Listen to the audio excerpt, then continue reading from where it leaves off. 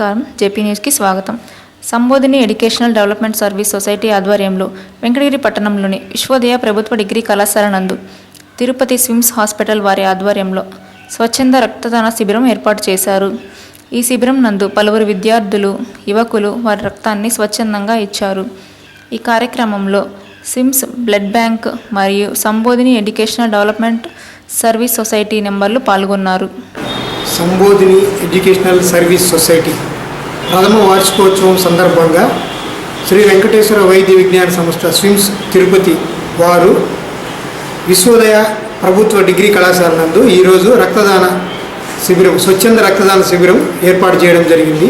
ఇందులో విద్యార్థులు, గ్రామస్తులు మరియు స్వచ్ఛంద సంస్థ అయినటువంటి సంబోధిని సర్వీస్ సొసైటీ వాలంటరీ మెంబర్సు, వాళ్ళ ప్రెసిడెంటు, సెక్రటరీ మొత్తం అందరూ కలిసి రక్తదానం చేయడం జరిగింది.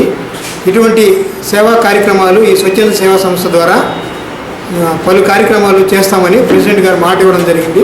అలాగే ఈ కాలేజీ నందు ప్రిన్సిపల్ వాళ్ళ విద్యార్థుల్ని మోటివేట్ చేసి రక్తదానం చేయమని చెప్పి అందరినీ పంపించడం జరిగింది. ఇటువంటి పలు కార్యక్రమాల్లో యువత స్వచ్ఛందంగా పాల్గొని ప్రజా సేవా కార్యక్రమాలు చేయవలసిందిగా అందరినీ సవినయంగా కోరుకుంటూ కృతజ్ఞతలు తెలుపుతున్నాను.